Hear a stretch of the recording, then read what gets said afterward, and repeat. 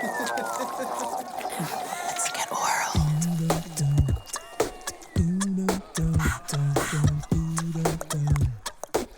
Let's get oral. Hello. Welcome back to Let's Get Oral. I'm Jonathan Dornell, one of your co-hosts here with the LGO group. Once again, I am joined by Dr. Camille Zenobia. Hello. Howdy. And today, we are thrilled to welcome Dr. Ryan Nolan, who is a chemist turned dentist, who's co-founded Elementus as a chief science officer. And we're really looking forward to talking about not only his experience pivoting from chemistry to dentistry, but we really want to learn more about his expertise and knowledge when it comes to applying nanotechnology and mitigating and modulating oral health through the oral microbiome. Welcome to the show, Dr. Nolan. Hey guys, thanks for having me. Appreciate it. Of course, it's a pleasure. We know you've been on the podcast circuit before, so we appreciate you finding some time to fit us in. And so first things first, how did you become a dentist, especially starting off as a chemist? Great question. So when I was going to school, I was studying chemistry. I actually took a lot of engineering courses as well. My dad was a chemical engineer, and so kind of was somewhat thinking about engineering, was pretty close to a degree there, but ended up really looking at nanotechnology in particular, really excited about nanotechnology and synthesis and kind of the whole bout around it and the opportunities there. And when I was going to school, my dad worked for General Motors and then subsequently worked for CAT. And so it was one of those things where he's like, "Hey, Ryan, by the way, a lot of our chemical engineers, we fired them. Like, this is not a good time to be in the field right now." Dang. So I was like, okay, I got to pivot a little bit. So I ended up shadowing a couple of different doctors. And I'd always been really interested in things that are hands-on, which I'm sure you guys can appreciate too. And I shadowed a dentist and I was like, hey, look, this is something pretty cool. So I legit applied on the deadline, I think. Like, didn't study for my DAT. Okay. My poor mom, she got me these flashcards and I'm like, literally, I think it was 3 days later, I went and took the DAT. So it's a dental entrance exam, admissions test. So I actually had tutored people for the MCAT, which has physical chemistry, math. And so my chemistry and math background was very, very good. I mean, I probably did all the math classes the university offered. So I was a little bit lopsided. Like, I took Bio 1 and Bio 2. That's it, because I wasn't planning on doing any medicine. So I was very chemistry and math heavy. So anyways, I show up to this exam and there was one section of it I didn't really know how to answer the question, so I didn't do great on that. And then I did the math and science section, and I was like, this is really easy for me because, here I am doing advanced analytical and organic chemistry, and, they're asking about carboxylic acids and stuff. So anyways, I have no idea how this test is even scored. So it's out of 30, and it's kind of exponential. So, like, the guy who was proctoring is like, hey, that's like a really good score. And I'm like, 25 out of 30 sucks. Like, I hope I get into school, but whatever. Then I found out later, like, the average one is 17 or 18. And they're like, wow, that's really, really high. Wow. So, like, even on the chemistry section, I was like 28, 29 out of 30. I must have only missed like one question. So I applied, and two schools, believe it or not, well, one school lost my application. And then another school didn't. I must have missed the deadline or something, but they didn't interview me. So I only got one interview. So I go to the school in Arizona. I went to Midwestern for an interview. And everything went really well. And I got an admission letter. And being that I didn't take any bio classes, not that I don't appreciate what you guys do. Now I do, right? Anyways, long story short, they're like, hey, great, you have your degree or whatever. You're only missing these 23 credits. You need anatomy 1, anatomy 2, microbiology lab, physiology 1 and 2. Like, all these things I didn't think of. So I literally did the worst thing, which is you apply because I had a bachelor's degree, and then I'm missing all the bio classes. Yeah. So I had to get them done in 2.5 months. So I went to 3 different universities and I got them all literally the day before the deadline. The admissions people are messaging me and they're like, are you going to submit these credits? And I'm like, yeah, I'm good. At the same time, I also, believe it or not, Wild. so this was just like a mess of a summer, but I actually had to get naturalized. So I had lived in the United States since 1996, but I didn't have my citizenship. And so, in order for me to get student loans for dental school, I had to have a citizenship, or I had to go to a bank in Canada to get all the money up front. I got my citizenship early August, but I literally made the deadline for that cutoff too. So it was like a lot of magical things happened at the same time. And then, and then I started dental school, and it was like very bio heavy, which is good, but it definitely wasn't my forte. You know, here I am working in a lab synthesizing nanoparticles, and then I'm like, all right, cool, I'm just learning to be a GP, which is completely different mindset, right? And they think very differently. So, anyways, that's kind of my journey there from chemistry to dentistry. But yeah, it was wild. That's crazy. I did an undergrad in chemistry, but I was somehow foolish enough to do a bunch of bio in the early part, in the, like the first couple years. And so by the time I was finishing, I was happy to just be math and chemistry all the way. Because I, like you, the bio part was actually not as natural. Hmm.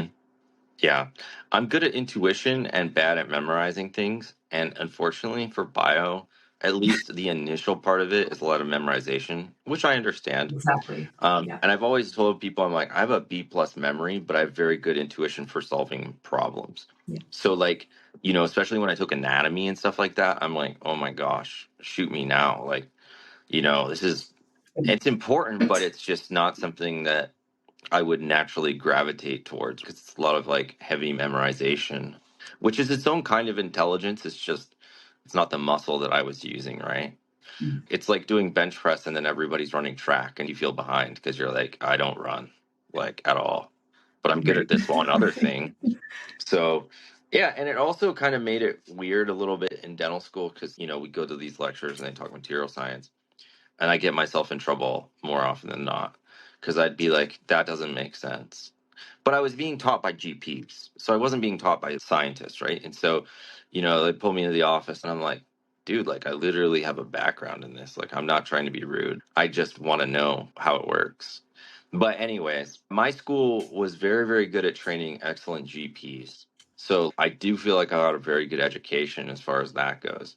But in terms of the science and preventative and nutrition and stuff, it's just not there.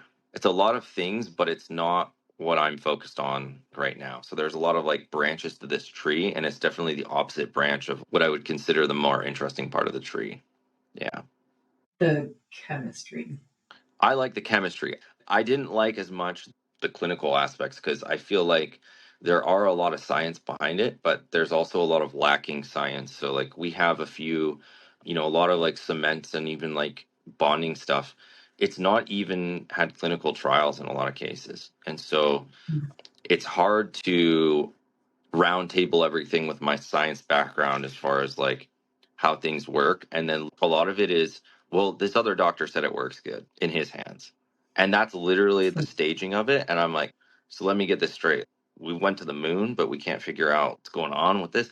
It was just frustrating. And so sometimes I get myself into trouble. So, Well, I mean, we're still poking things with a stick and doing subjective measures as a gold standard. And I think we're all frustrated at the opportunities that our new technology has given us that we're just missing. But my background is really in periodontal health, oh, yeah. but yours is in the hard tissue, and Mhm. that is definitely not my expertise. So I want to kind of understand how your chemistry brain encountered the hard tissue and then started to come up with new solutions. I wanted to kind of understand that process of how that pivot happened. Yeah, sure. So again, I'll show you my favorite book, which nobody will ever read. It's Quantitative Chemical Analysis, seventh edition. Yes, I have read every chapter All right. enduringly. Twice. Um, but it was actually one of my favorite classes was analytical chemistry. I think it's probably because it fit to my strengths, you know, math and intuition and things like that. I relate it to PChem, but is that wrong? So PChem is thermodynamics and quantum mechanics. This is more like lab, looking at data and like analyzing data, and then also anything analytical. So that could be everything from like SEM, TEM, ICP-MS, testing methods, things like that. It's more practical chemistry. I think of that as the mechanistic side. So that was for me a foray into which device does what and how to measure what out of a substance that you need to evaluate. Okay, got it. Yes. And so it is very good at teaching how to do things in chemistry as far as like practical applications of things.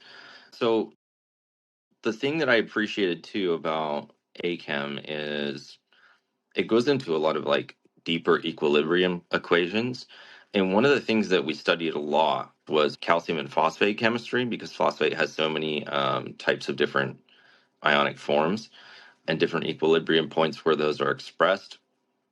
And then if you look at the hard tissue, specifically, enamel, it is compromised primarily of like 97% hydroxyapatite, HAP, which is calcium, phosphate, and hydroxyl. And so I kind of got an idea early on of a lot of interest in that, because the hard tissue, in particular in the United States, we have a 92% incidence rate of decay by the age of, 18 or 20. And that's just NIH data. And I thought to myself, gosh, that seems pretty bad, right? I've known about fluoride for a long time, so I knew that fluoride was a defensive approach to preventing tooth decay and things like that. I knew it affected the crystalline structure. But I thought to myself, okay, well, there's some things that might have been missed here. So I took my analytical chemistry hat and kind of looked at this situation. And I obviously looked at a lot of different studies. So if you're like me, which I assume you guys are, you read a lot of research. And even since, in dental school, I was reading research articles instead of studying for dental school. Like, I'd actually get in trouble a lot because I'd literally be sitting there, like, reading papers about stuff. And they're like, what are you doing? Like, you should be paying attention to this occlusion. I'm like, occlusion is boring. I'll learn it later. I have to learn this random fact right now. So it's funny because actually, when I started the Cardiology Institute recently, I had somebody from my class actually tell me, they're like, hey, I remember you reading stuff in class that had nothing to do with class. And I'm like, I know, that was me. So yeah, the avarice for learning never really stopped. But I always was perplexed by this issue of, it felt like there were some puzzle pieces missing. And not to say that I have definitively solved it. I'm not that arrogant. I just think that there's things that were overlooked, and overlooked because in a lot of ways, some of the research in dentistry is crude. Also, like I said, there's a lot of great clinicians, but not a lot of great scientists in our field. And I say that knowing I may get criticism for that, but we kind of have a bit of a science deficit. In fact, when I was in school, I want to say out of 110 of us, only 2 had a research background. That's it. I think now they've pivoted more towards research, but back then they really didn't do a lot of R&D, and it was kind of frowned upon to be of a research background. That's at least my experience. It was kind of like, how dare you question the theocracy of dentistry? The theocracy. Yeah, it feels like it still feels a little bit like that, right? Yeah, I agree with you. If I have an exchange with somebody like KOLs, so it's like our version of an influencer, people who like promote different products, it almost feels like a bunch of medieval houses that are like battling over territory. And instead of it being like a collaborative effort, it becomes a lone wolf hierarchy of who's got more street cred, I guess. I don't know. At least in dentistry, it sure feels that way. It's not one of those things where, like, if you do something or make an advancement in something, you're going to get a lot more rejection than credit. At least that has been my experience. But I think that goes with a lot of fields, though. It's not just dental. I don't know. Dental, I think you're right. I think the research field is very small. Yeah. It is tight, it's very niche. But I know that even the greats, like Tom Van Dyke, I have a ton of respect for. He does some great work in resveratrol, and he is promoting an oral care brand ex-US because it feels like such an uphill battle here, not only with the regulations, but with kind of the whole perspective. And it's just a real slog. Oh, it's a slog. So I think, Yeah. you have to do it out of passion. There's no other way. Yeah. And to tell you guys the truth, even just owning an oral care brand and starting an oral care brand, you have to deal with so much rejection, not just from your Yeah. fellow clinicians, but people in general are not always receptive to new ideas in dental. There's a reason why it's been the way it's been for a long time.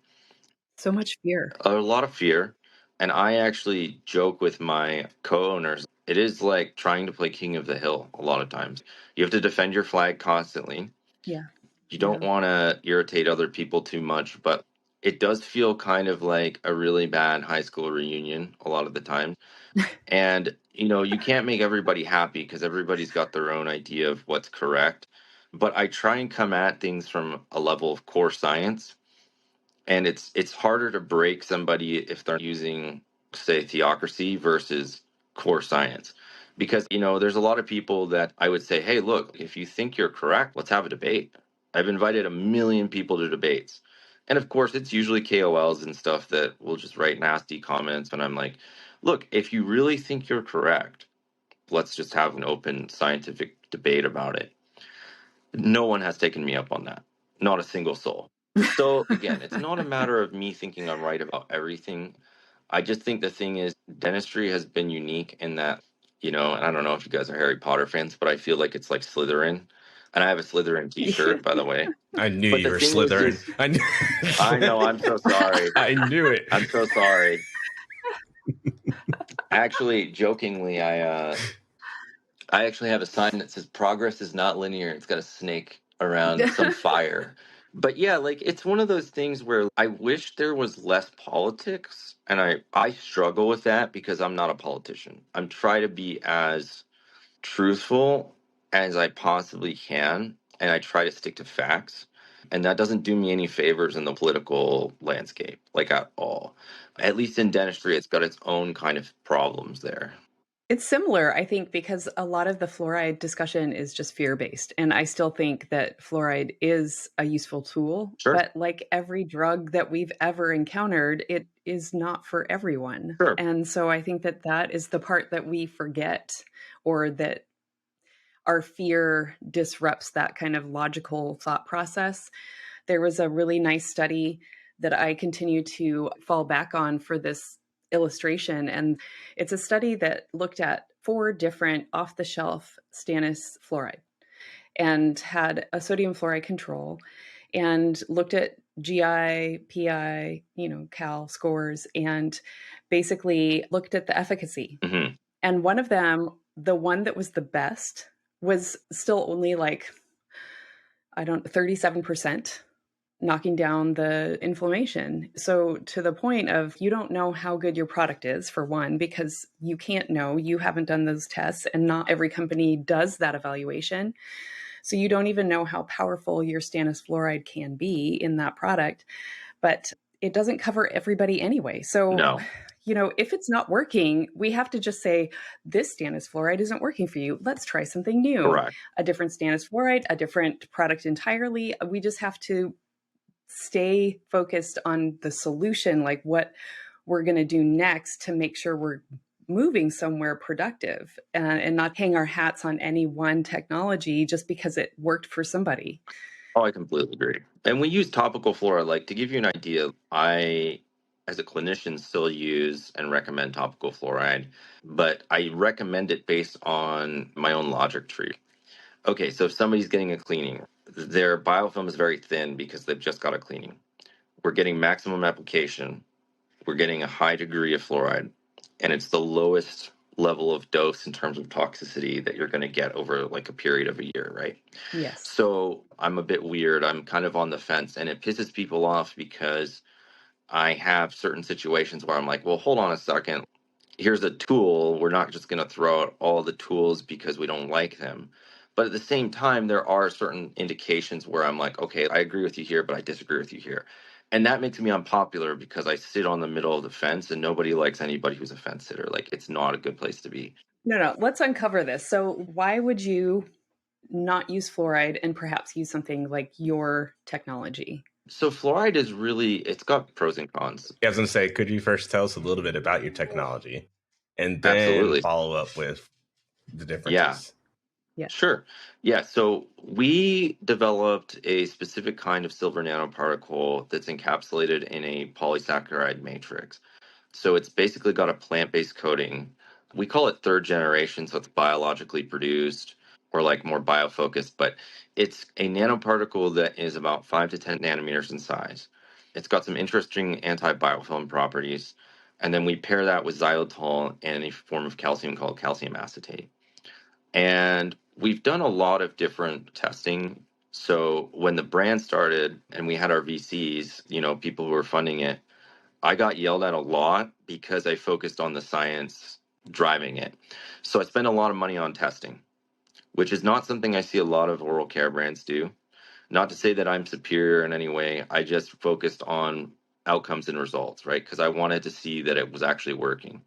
And, we're still doing testing to this day. So it's not like we've given up on anything, but you have to actually test and trial things. And you can't just be like, okay, well, good enough. I'm at this point where it's great and I don't need to make any iterations, whatever. But long story short, my strategy is more of an offensive strategy than a defensive strategy. There are defensive components to it, but fluoride is primarily a defensive strategy, meaning that when you incorporate fluoride into the outer layer of enamel, let's say, you're trying to make those crystals more dense.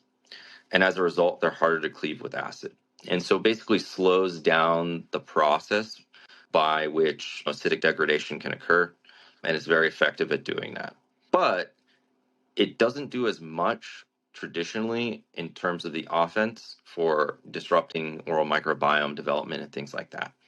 And so it is one piece of the puzzle. We've used it successfully for a long time.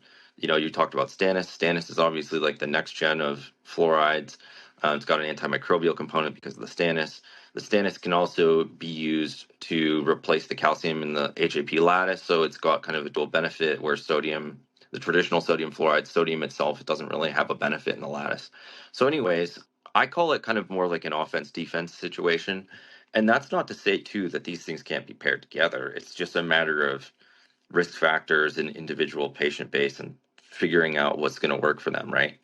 But hopefully that makes sense. Does that make sense? Absolutely. And then you were asking me a little bit more about fluoride, right? I wanted to understand your treatment algorithm, where you decide to apply what. Oh, sure. So often we are pairing things together.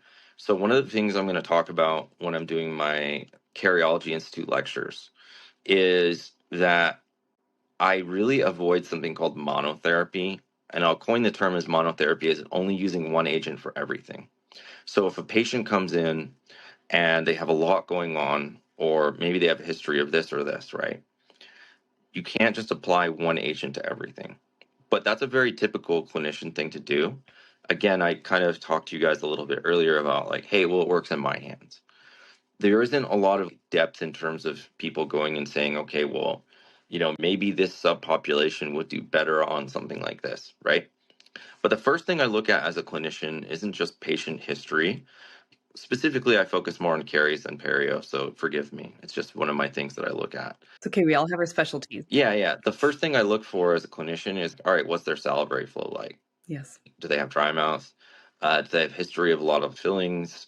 How do you evaluate the flow? Do you actually have them spit for you and No. evaluate that Believe it flow? or not, No. there's 2 or 3 things that I do. I'm not saying I'm perfect, but this is a way to do a quick evaluation. First of all, asking them general questions like, hey, when you wake up, do you feel like you have a bad taste in your mouth?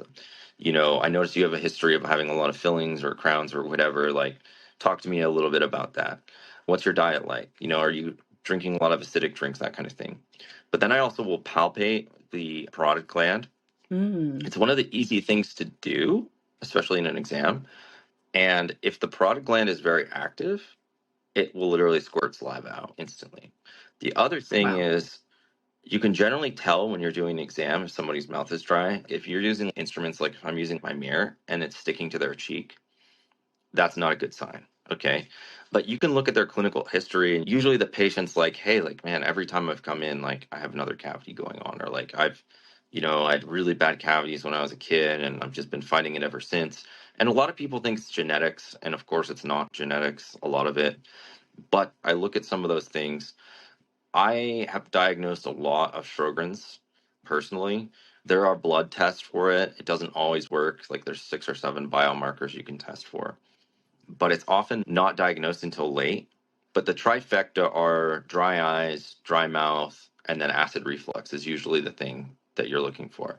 So Wow. you can look for signs of acid reflux damage in the mouth, particular on the palate, so the upper lingual side of the back teeth, and then the lower molars. So I look for clinical signs of things, and I ask a lot of questions.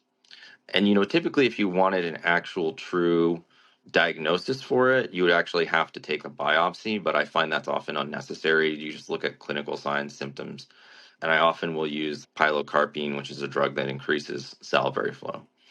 But staging back for a second, when you look at a patient and you see what their primary issues have been, do they suffer from caries or do they suffer from perio and gingivitis? Do they breathe through their mouth? There's all these different factors that, my brain is subconsciously like inputting and then trying to figure out, okay, what is this patient going to suffer from? And then what should we be recommending as far as preventative goes? So usually, like I said, one of the things about Elementa is that we try to have redundancy, but also we try to have a multiple approach, meaning if I was just using silver nanoparticles, that's one thing, but I'm also using xylitol and calcium, and I'm kind of trying to have redundancy in some of those systems. But that being said, I still use fluoride. There's times where you have to throw on different strategies for the same person, meaning you have to be multifocal. So you can't just be like, hey, you're going to just start with this and that's it. Some people do really well on that, and other people, if they have increased risk for something, you have to do multiple agents. Agreed. I try and take into account the fact that certain people have compliance issues if you're giving more than one thing. But typically, clinically, we are doing a lot of topical fluoride. So it's not something that I'm against. It's just a matter of when is the timing for it, right? And it's kind of like talking about the decision tree that you mentioned. I couldn't always tell you in my head where I make those decisions, but it really kind of stems down to the individual patient, which is what I tell people. I'm like, you really have to look at the individual patient. We have good data in terms of pools of people, but every patient's different. So we also do a lot of oral DNA testing. I want to say there's even some testing that we've endorsed as well, looking at different bacteria that are present, red, green, yellow, that kind of thing, and looking at the diversity of what's going on in the mouth and what we're kind of seeing. So, anyways, hopefully that answers your question. But yeah, there's a lot of decision making that goes into prevention. Where are you deploying your DNA tests? In what kind of patient? Pretty much anybody who I feel like is high risk. So we do a before. So like when we first get them in the office, we'll do a test, and then after either treatment or after a certain period of time, whether it be a follow up, 6 months to a year, whatever. Once we got them a different protocol, then we test them again. And so we've been measuring changes in those kind of bacteria as well. It is still a little archaic on the clinical side. Like I wish that there was more in-depth testing. But the other thing is presence of pathogens is not necessarily indicative of disease. So this is the other thing that I have to tell people. Thank you. And I have a very fluid construct internally that conflicts with me, but I think that's just a scientist in me. So, when we're talking about modulation, you can actually modulate or change pathogenic species to act in commensal fashion. And commensals can be changed to act like pathogens as well. And so there is some fluidity in those constructs, and a small amount of pathogens is actually ideal because they actually help with competition and stuff like that. But one of the things that we were teaching in hygiene school, because I taught pharmacology in hygiene school, is infection is not just the presence of pathogens, but it's also an immune response and the combination thereof. And so even if you're just looking at testing, you can't just definitively say, well, they have this pathogen, so like we just have to get rid of it. That's definitely an imbalance, but it doesn't necessarily mean that there's infections going on. And there's this whole co-op with the immune system as well. So there's the microbiology component of it. There's the systems-based approach, chemistry, physiology, and biology all interacting at the same time. And you have to look at that. We're starting to call it the functionome, right? Yeah, I think that's probably appropriate. It's complex, but if you only take Yeah. one part of it, you will misread the runes. Okay. So like if you're Yes. only looking at the bio, which is what Okay. everybody likes to look at is the biology, right? But again, biology in a way is functionalized chemistry. So when you start looking at the Yes. outputs of, for example, bacteria, it starts becoming complex but simple at the same time. And so we look at bacterial outputs, and specifically we look at what is causing these bacteria to either grow or flourish or not flourish.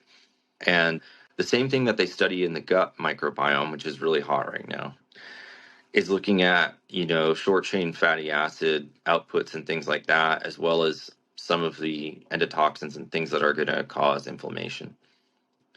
And specifically, we looked at a lot of that too. So it can kind of go down a rabbit hole, but I think that you have to have all three of those things: biology, physiology, and chemistry.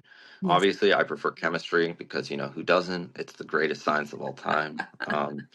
But, and I'm not biased about that at all. Um, I definitely don't have my favorite chemistry books behind me. But you have to respect each science and how they interplay together. Mm. And it's hard, right? Because, how many well rounded individuals do you have that study biology, chemistry, and physiology all at the same time? Very rare, right? And by no means am I a master of all those things, but I respect those sciences enough to look deeper into them and just try and correlate where their functions are, because you miss things. And so you do have to look at that, and you have to look at not just general parameters, but you have to look at how each one interplays with the other one. Absolutely. And I think you're right too. I appreciate you speaking to having a small amount of pathogen. I've walked back from using the word pathogen because they're, if anything, opportunistic and they are part of our Correct. commensal repertoire. I think that Koch's postulate does not apply to the oral microbiome, generally speaking. And so to have a small number is perfect. And I think that they should remain in small number. I think they're doing us a favor in a lot of way, not just occupying space, but like Porphyromonas gingivalis, the one everybody loves to hate, does chew up excess inflammation. And at a low level, that's probably really beneficial, right? So to Hmm. your point, once you get the dysbiosis, then everything's kind of functioning inappropriately, kind of like when we have too much sugar, our body isn't behaving quite right because we've kind of knocked the balance out. Similar, I think, principles apply. But with your specific technology, could you speak to us about some of the modulation that you see from your technology and talk to us how that is kind of alerting you into efficacy? Sure. So first of all, there was a clinical trial that was done on our product compared to chlorhexidine. I want to say there was like 110 participants. And basically, they looked at all the things you were talking about earlier, like PI, GI, all that stuff, right? So, gingival inflammation index, and it was pretty comparable. But the thing that you have to understand is chlorhexidine and a couple of these other agents, they do have a high impact on dysbiosis and they wipe out things indiscriminately. But getting back to the biomodulation point, one of the things that we're looking at is obviously short chain fatty acids. So calcium acetate is a biomodulator, but it's also something that can provide a free source of calcium. For those of you who don't study calcium like I do, there is a fair amount of different types of calcium, but very few of them are bioavailable and also stable at a neutral to alkaline pH range. And so bioavailability is really important. In fact, the book I showed you earlier also goes into depths of something called activity will drive you insane if you think about it long enough. It's kind of like I if you agree. stare into the abyss will stare back at you.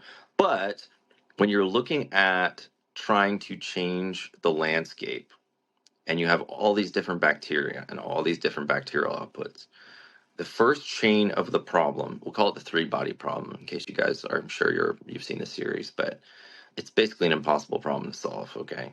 So let's just start. The first problem is you have a biofilm that interacts with saliva. That biofilm is complex, but it also is tortuous in nature, meaning it deters diffusion into itself. So you can have all these lofty aspirations of having great products. They might work well in vitro, but the second you put a biofilm into play, that point 0.1, we'll call it 100 microns or whatever, That 100 microns is the difference between you getting through to the enamel, the hard tissue, and not getting through. Meaning you could have an agent that's formulated and has, let's say, 500 parts per million of fluoride, and maybe only 3 parts per million get through because of the biofilm. And there's been a bunch of studies corroborating this. So that's the first part of the problem. And the second part of the problem is obviously the mix and pool of all these different outputs from the bacteria. So then let's say we're on the inside now, like somehow we magically got in, right? We have the magic school bus. My daughter watches that show all the time. But we have the magic school bus. We got into the plaque, right? We're in there. So now you're dealing with all the outputs of these bacteria combining together with whatever's from the immune system and some things from saliva, because saliva is going to break through as well. Now you have a chemical mix of things. Every patient's chemical mix is a little different, but we call it plaque fluid. And plaque fluid has its own unique pH and mineral density and all these other parameters. And we have to try and change that, because if we don't, then we're going to end up with a situation that could become pathological, or like at least it could be damaging to the hard tissues. We'll focus on the hard tissues just for a second. But you have to kind of figure out what's in that mix, and then you have to use whatever you have in your toolbox to try and adjust where that direction is going. The ecological plaque hypothesis, which I'm sure you may be aware of, is basically over time, if biofilms get their way, things trend towards pathogenic outputs and things like that. So whether or not you agree on that, the point is, I think it depends on the person. I think you can have the high plaque formers that are healthy and they're anomalous usually, but they do persist in the population. I think we all can appreciate the fact that, you know, our origin story from before Westernization, those people had plaque, but it was a healthy plaque.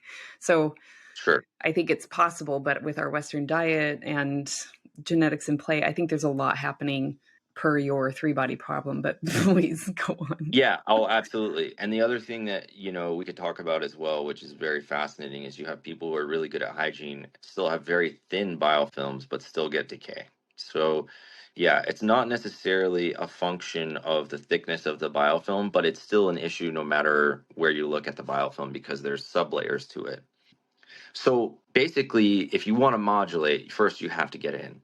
And so that's kind of where our silver nanoparticles come into play, which is kind of the first level of offense, which is we have to be able to make these small enough to not only penetrate through the oral microbiome, but we also have to have something that we're delivering in terms of payload into the oral microbiome.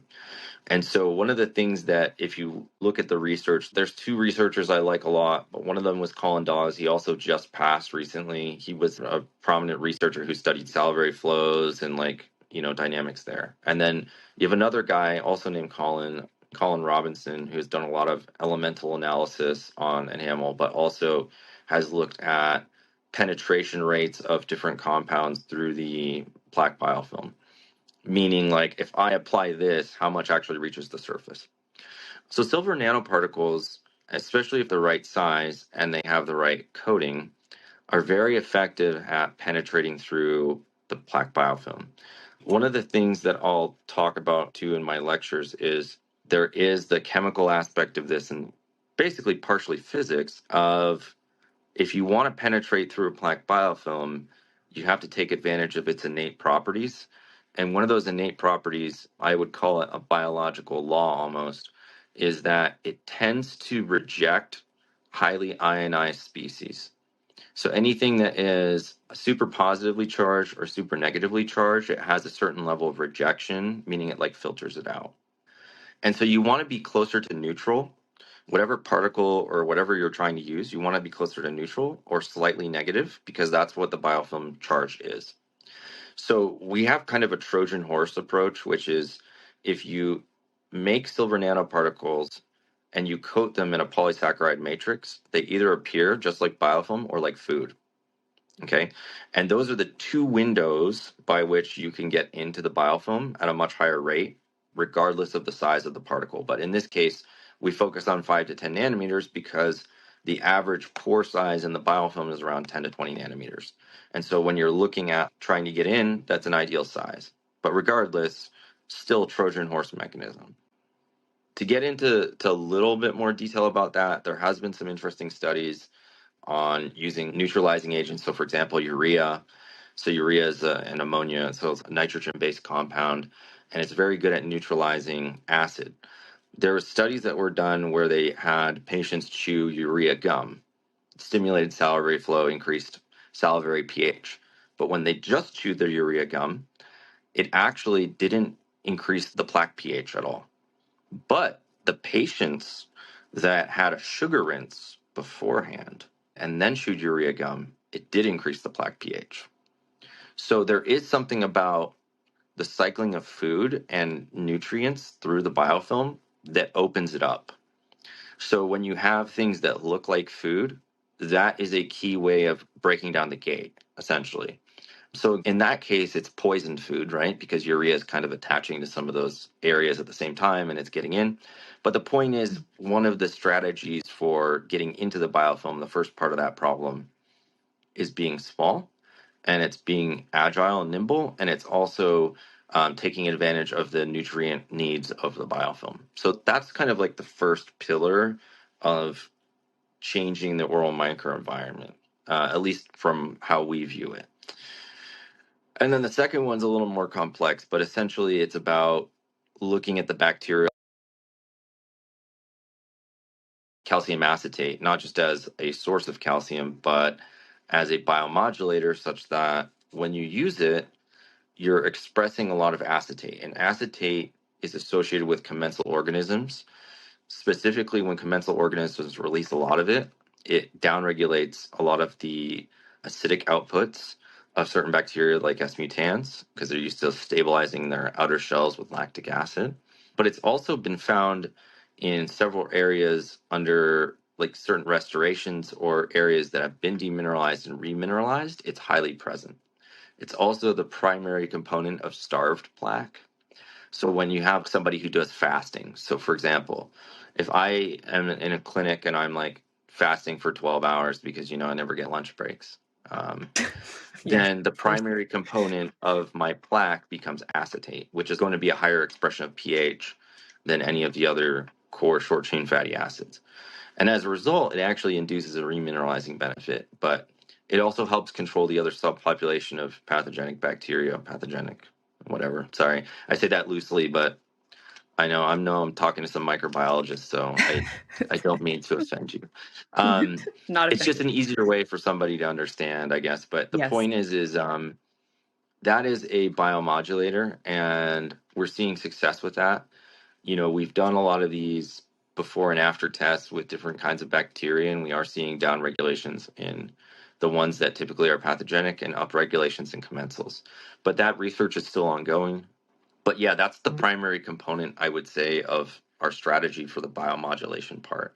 Not only increasing the pH, but also changing the microenvironment such that the equilibrium between the outside, the saliva, and the plaque fluid are altered. And so you're getting a breakdown of that wall, and so it's more of an offensive strategy.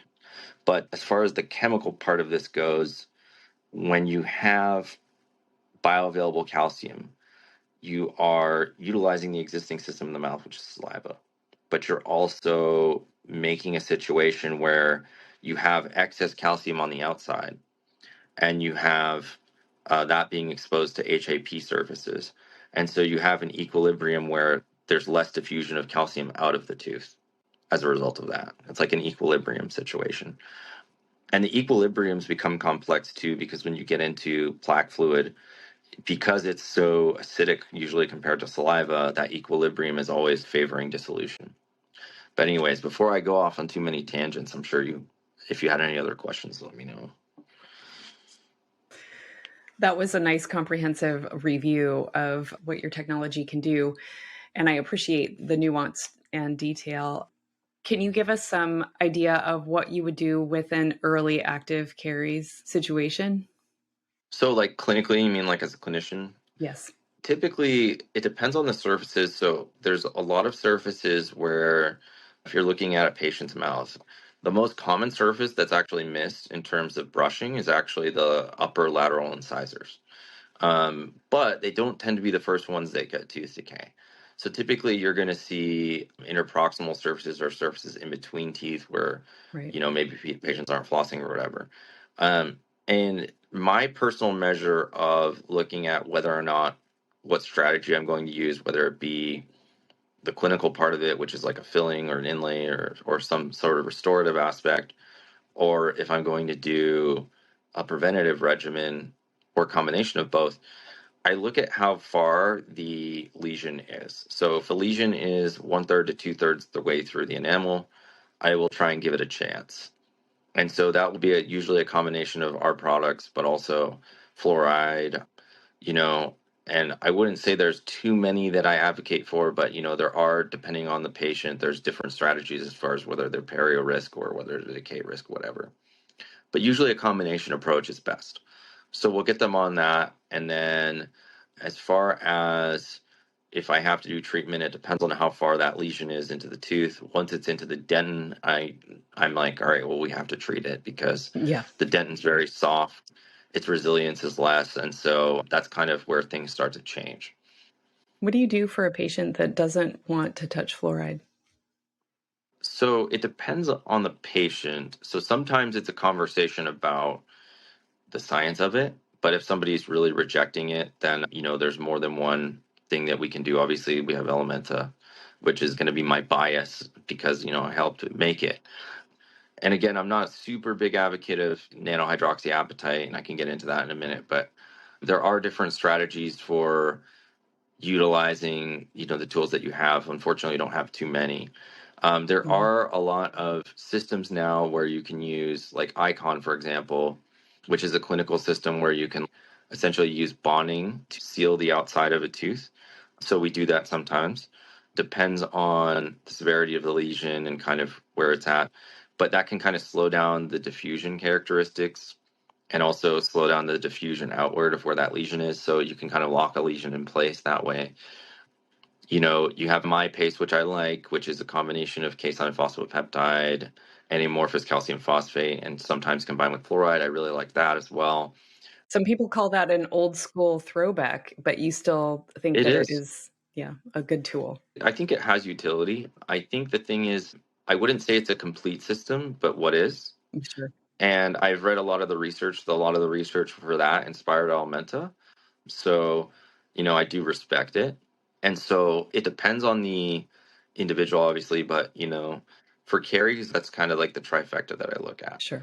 Let's go Go back ahead. to your beef with nano. Nanohydroxyapatite. Hmm. Yeah. Nanohydroxyapatite is, okay, let me take this back. So, over the evolution of human history, our primary system for preventing tooth decay or perio or gingivitis is saliva.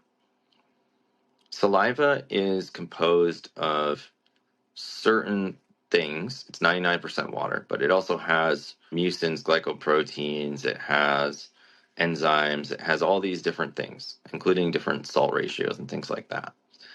But primarily, what it's doing in terms of remineralization is what our product is designed to do, which is to penetrate through the plaque biofilm, deliver calcium and phosphate, and remineralize those surfaces.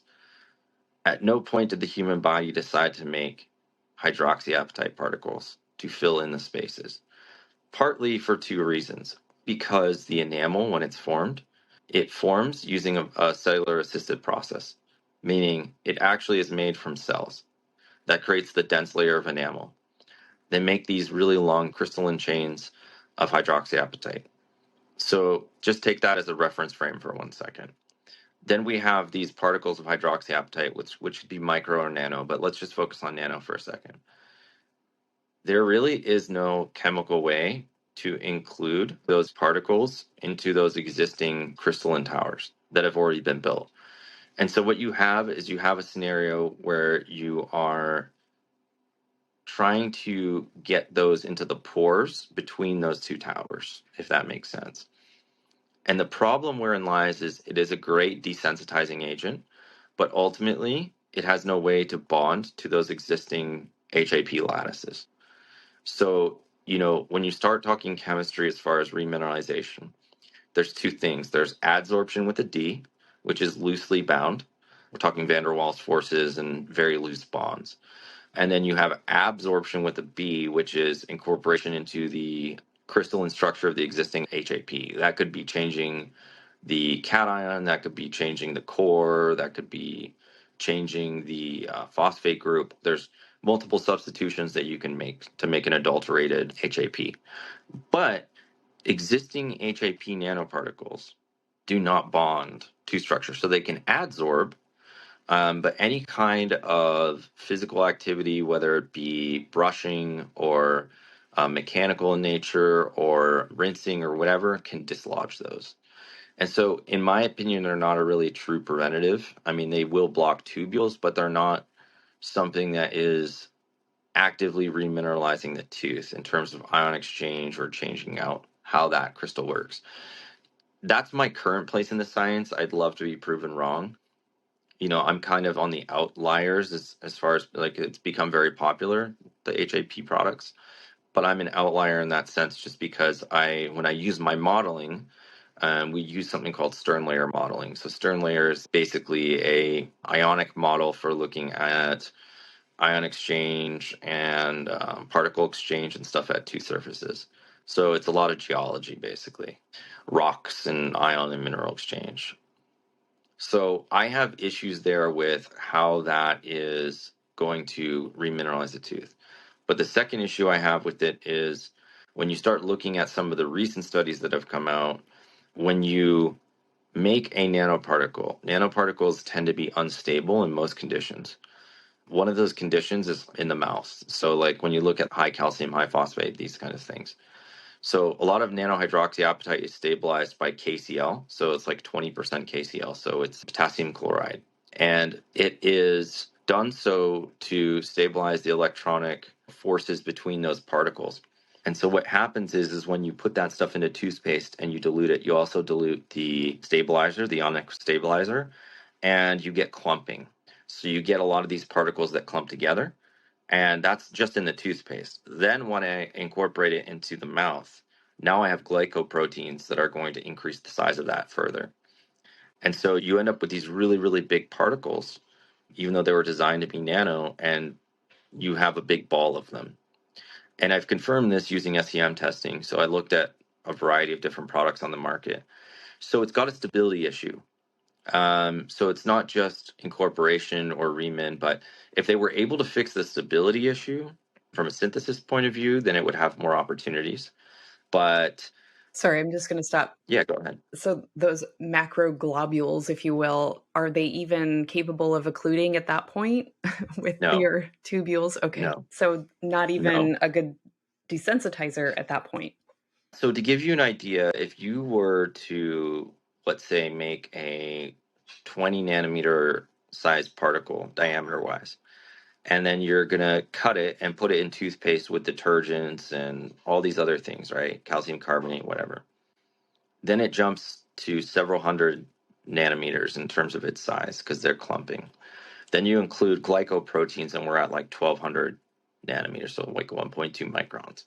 That's the cycle of it. One of the advantages of the nanoparticle that we use with the polysaccharide coating, they're sterically inhibitive of each other, and so they don't clump, or they don't have a tendency to clump in the conditions where you have high calcium or high phosphate or anything like that. And so they tend to stay stable in that environment, and they're designed for that environment. But when you have hydroxyapatite, one of the earlier systems for stabilizing nanoparticles is ionic repulsion. So, you'll have, in this case, they use KCl predominantly. But if I take a solution that's 100% pure nanohydroxyapatite and it's 20% KCl, and I dilute that to, let's say, 10% of what it was, and then throw it in with detergents and all these other things that can change electronic charge around it, then you start getting agglomeration and so particle clumping. But electronic stabilization or repulsion is not ideal for use in the mouth because there's too many interferences. And so that's primarily the issue that I have with it, just as a design. I hope they're able to fix that. I'm not going to be the guy to fix it. I'm not as interested in that technology. Yeah, I can see why.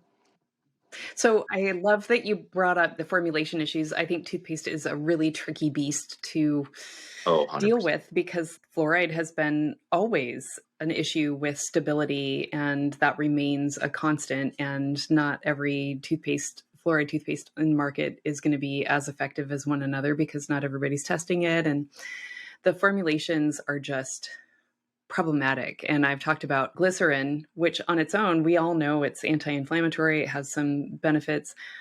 But when you put it in a full formula, all of a sudden you have degradation outputs of glyceraldehydes, which are inflammatory. And does it matter in a toothpaste formula? It might not. It might be for sensitive people, but it's not something that's tracked. And so there are all these components of a complex formula like toothpaste that makes it inherently tricky or scientific conundrum, if you will, adding to your three body problem.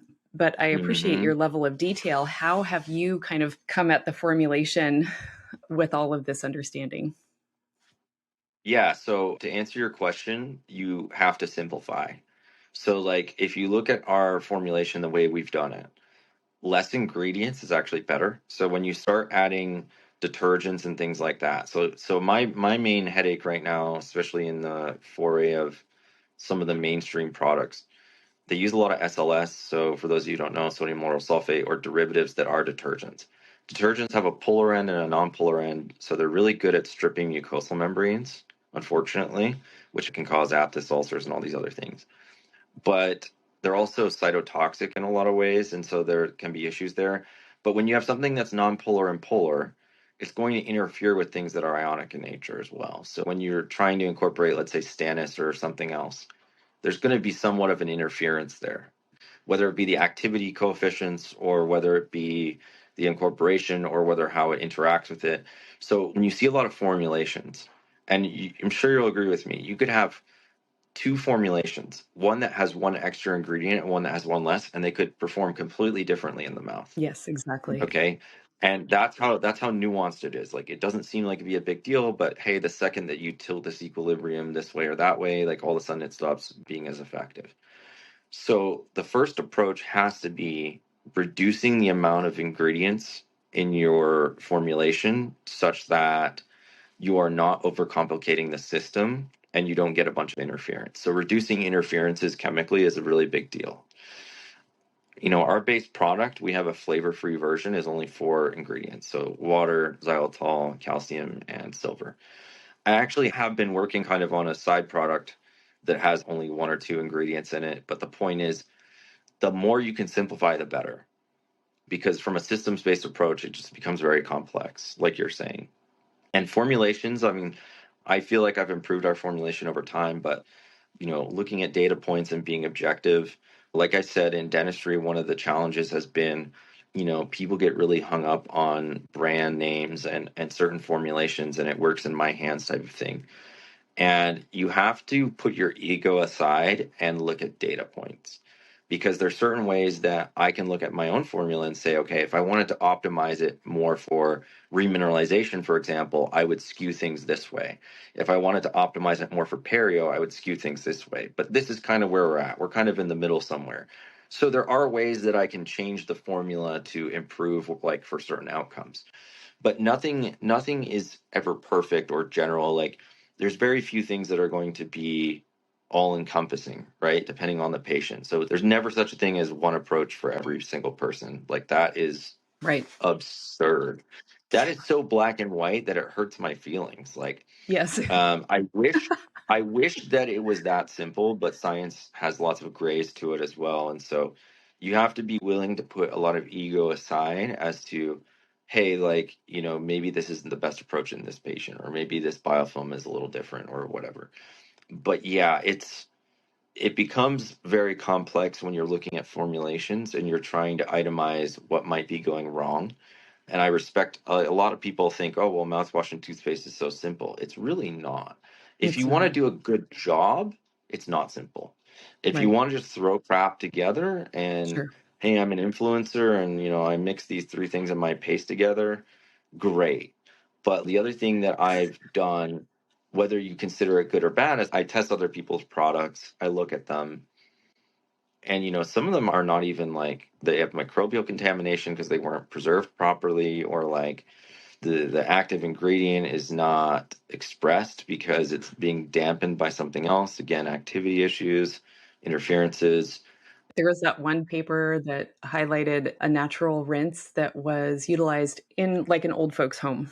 Mhm. And it basically got a contamination and then infected the entire lot of Yeah. people. So, yeah, case study. Great. Fantastic. Yeah, no, these are the kinds of things that you have to pay attention to. So again, I do find that a lot of oral care brands do skip a lot of testing. So they want to take advantage of the marketing aspects of ingredients that I've done a lot of studies on and stuff like that. So for example, hydroxyapatite. Unfortunately, when you look at hydroxyapatite, there's hydroxyapatites that are needle-like, there's hydroxyapatites that are small or large, there's some that are stabilized differently. And so it's not all the same bag, and so that confuses consumers as well. It becomes problematic when you focus less on the science and more on the marketing, but that's kind of where we're at, right? There's a lot of people who are really good at marketing, but not good at science.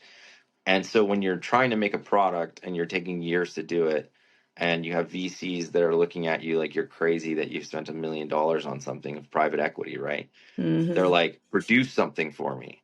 And it's like, if you want the Ferrari of products, you don't do it by changing out a Toyota and putting a Ferrari label on it. Okay. You actually have to spend the time and make sure that you do due diligence to make sure that it's actually going to work and be effective. So I would say out of a lot of people in the oral care brand space have done a lot of testing. And then, I look at other basic stuff, so like shelf life testing. You see a lot of products that don't pass shelf life testing or they never did it. And that's a problem because now you're putting people at risk, right? Basic standards are not being taken into account. You're not testing for heavy metals. You're not testing for microbial contamination. You're not testing for purities. You're just throwing together something else somebody threw together. And so to me, that's not the professional landscape it should be. But unfortunately, we have a lot of that too. And I'm trying to like do better, but I also understand there's core sciences I have to build off of. Like I can't just willy-nilly throw something together at my house, call it good, and then like have no scientific basis for it. So I get frustrated with both sides. And Yeah. again, that doesn't make me popular at all, right? Like in fact, I'm like the dark horse where it's like, oh gosh, him again. Like I don't want to talk to him. Get him away from me. Malfoy. So yeah, sometimes it's frustrating. Yeah, I feel you there. I'm in the same boat. I'm not Slytherin though, but maybe close. Oh shoot. We'll get you a hat, so you'll eventually figure out that it's the best house. But it's okay. Everyone takes their time getting in. So yeah, Do you want to tell us a little bit about the Curiology Institute? sure. I recently just started this. Essentially, what it is I wanted to make a course for a long time, but I didn't really know what to do, and I didn't really know how much people were going to be interested in cariology, which is the study of cavities and things like that. So one of the things that I'm going to focus on isn't just biofilm or like the problems I've been going over, but also oral fluids in general, understanding remineralization, how it works, but also identifying how to assess products. So a lot of clinicians are not good at determining what makes a good product or a bad product, or even something in between, or even something that could be good in one scenario and not in another. So I'm going to be going over how to analyze where products could be potentially useful or pros and cons type of situation, or breaking it down. And I think that's useful knowledge for the average GP who might fall for some marketing, or maybe they have a good scientific background, but when it comes to product formulation, they're obviously not as in tune as maybe you or I would be. So that's going to be what the course is about. Luckily for me, I just made this course kind of haphazardly, and within 30 hours, I had sold it out. That's fantastic. Yeah, so I'm very happy about that, but I was also kind of shocked. I was like, really? That's wild. That's so cool. I'm ecstatic for you, honestly. Like that's great to hear. It is good. It's a very good thing, but at the same time, I didn't realize there's a lot of people out there who are hungry for this information. Yeah. And, I have my own biases because I obviously have done a lot of internal testing and things like that. And I have my own hypotheses about things. but it's also an independent way of thinking through problems. And so I think that to your point, thinking differently is so important because I feel like we've been stuck in a rut in oral health. We're 100%. a lot of the things that we're doing, we've been doing for 100 years. And in every other arm of health, we've come eons, Far. just light years Yeah. from where we've been. And oral care still looks very remedial. So we do need 100%. different brains in here. Yeah, and the thing is too that is a bit frustrating is it's not just me competing with the marketing of the misconceptions, but also you have the issue of the regulatory side of it where they're not as open to new things. So there does need to be more, I feel like, investment on the side of the NIH as well as some of these bigger organizations, perhaps the ADA and things like that, to Yeah. reinvest in the science. Because if you really believe that the microbiomes in the body are pivotal towards health, then we need to investigate that further. And Yeah, pulling money out of science is generally a bad idea, in my opinion. definitely. Maybe this is Canadian of me to say, but there needs to be some part of our healthcare system which is about the public good. Oh, Okay, right. whether you like one strategy or the other, it doesn't matter. Investments need to happen to procure things that are going to benefit the general population. So even if my strategy isn't the one you believe in, invest in things that are going to show potential to reduce poor health outcomes in general in population, right? I think that You're anybody here. who genuinely cares about the common good would see that as a good investment. So, just like how we invest money for roads and infrastructure, there has to be a public health investment. Yes. And so, it's very straining to look at some of the landscape and see a pullback from that and kind of endorsement of what I would call something close to conspiracy theories. Yeah. It's easy to convince people, I think, of everything is bad. That's a very easy argument to make. But who's building things? Follow the people that are trying to build things because typically it's harder to build than destroy. And unfortunately, it is a lot of work and there are a lot of roadblocks, but that's not a good excuse to pull away from science. And you're correct. I mean, the engineering side of it, the health side of it, and medicine has become a long way. And we need more scientists in this field. Yeah. And I hope there is somebody who comes along and even if they can take an ounce of what I've done and turn it into something better, I'd be very happy because the Yeah. legacy of it has to be the approach of what can we do to help the general population not experience tooth loss or tooth decay or any of these things because it's detrimental. I mean, I see it as a clinician. I mean, 18-year-olds coming into the chair and basically they're going to have dentures in 3 years, right? I mean, how do you have that conversation without a tear, right? It's like, man, I wish we could have done something for you. As you and I would probably agree, prevention is much better than cutting. Please. Yes. So, as a clinician, it's frustrating to see it, but it's also frustrating as a scientist to see that we have the availability to solve these problems, but very little is being done in that direction. But Yeah. again, we can't control that. We're just kind of in the chaos, the entropy of it all. But I would promote public investment into companies or research models that are trying to improve public health outcomes. I think that would make a load of difference. And I think that's got to be something where we give the scientists the money that they need to make and innovate things for the general population and not just for one company that is going to extort us all. That's another problem that I have, right? Is Yes. you get a lot of Yes. money or you get a concentration of wealth and you get companies that don't feel the need to innovate or they perhaps don't do what's right. And so that's kind of troubling for me too, right? Because there is a problem with the landscape in terms of not everything should be about ROI, so return on investment. It has to be measured in the public health of your citizens. Agreed. So Yeah. like I said, I'm kind of in the middle, and so it's hard because you want to do the right thing, but at the same time, what can you do with the landscape that you have? Like you have to work within the Right. bounds of what you have, Well, right? wasn't that the whole goal behind penicillin? He refused to patent it so that everybody could Yeah, have it. Yeah. yeah. You mean Yeah. people doing the right thing? Yeah. It's hard, right? Because there's so many competing interests, and so Some of the best medications we have or vaccines that we have are from people who refuse to license them or make money off of them. So essentially, when you have people who are doing that, when you get big pharma or some of these companies involved, they want to get the maximum amount of dollars out of something, but the public good is kind of like an afterthought. And so, I think as a scientific community, we really need to kind of band together a little bit and say, hey, part of our value system is that we're able to do research for the public good to some degree. And public dollars should go into that, and we shouldn't be funding it and then not getting the benefit of it, right? Hear ye to that. Yes. Well, thank you for sharing all that. I was interested when I was going through your background and learning about the creation of the Karyology Institute.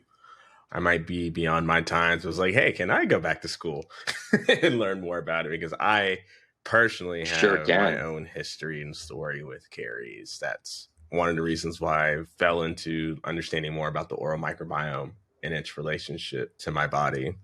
But pivoting from science to maybe science fiction, I know we talked a little bit about Harry Potter already, but we'd love to hear Hmm. from you if there's any current media, whether it's books, TV shows, movies, video games that currently occupy your interest. I started watching a show called Foundation, which was really interesting. Oh, that's a great show. I'm looking forward to watching that myself. Basically, what I told my mom the other day, which she was not happy to hear, is I said, I'm going to clone myself and I'm going to run the empire myself for thousands of years. And I said, until my dad dies, he can be the older version of me. And she goes, stop right there. I know where this storyline is. I've read the books. This isn't a good idea. And I'm like, aw, I thought you were going to give me a chance. So no, it's kind of like, in some ways you want to be the hero, but it can be also make you a villain a little bit. But Yeah. I think the thing is, science fiction is very interesting because it gives you different perspectives on where like certain technology could take you. But there's always pros and cons, right? Like even with Yeah. AI and Yeah. stuff like that, it scares me a little bit because I see these things that it's capable of, but then like a lot of kids now are using these as, hey, I'm going to have it do my homework for me, which is not good because Yeah. then you're bypassing critical thinking skills and Yep. solving problems yourself and using your brain, right?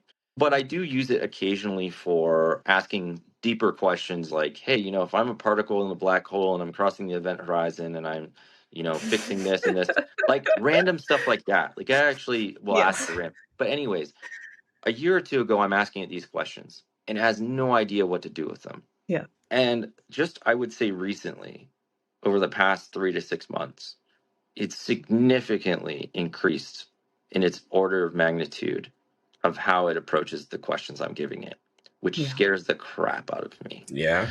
Because now I'm like, okay, you're maybe not quite me, but you're getting freaking close. And that scares me.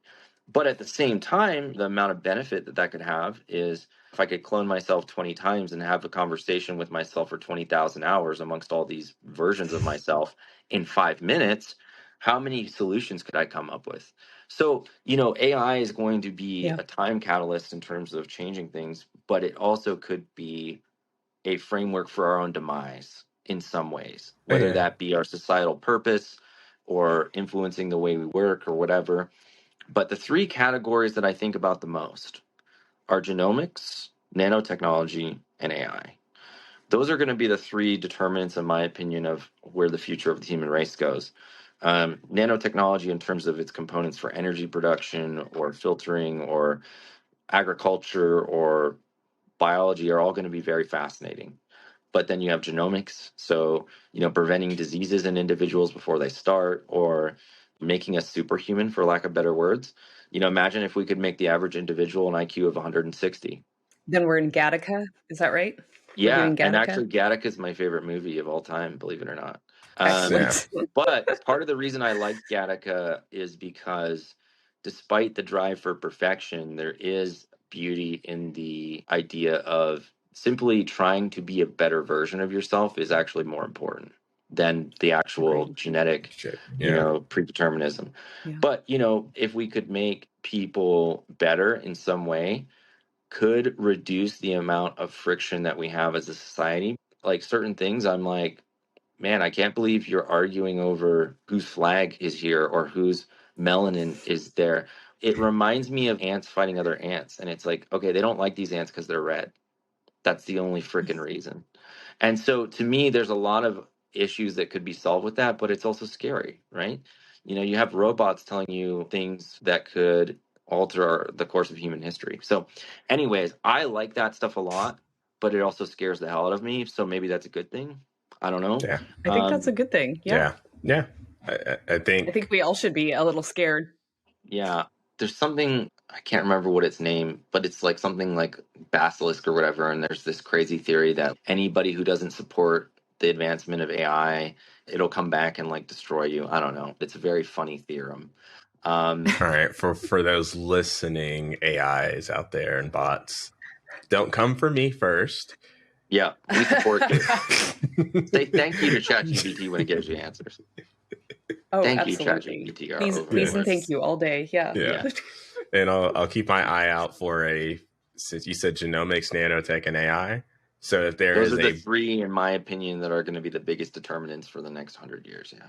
All right. So whoever creates that sustainable bioreactor that's tracking the genomics of its energy cells, but uses AI for efficiency. That's the play. That's the play. And then we're gonna call it Demerzel. There you go.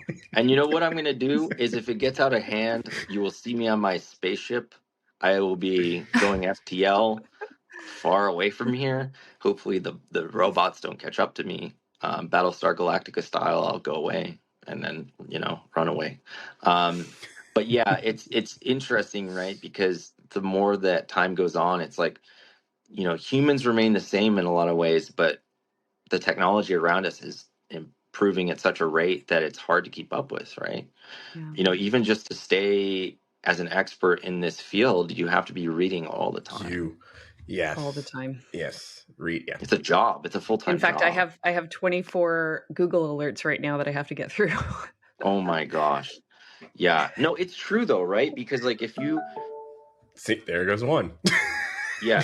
If you want to be the best in your field, you have to constantly be reading. Yeah. Yeah.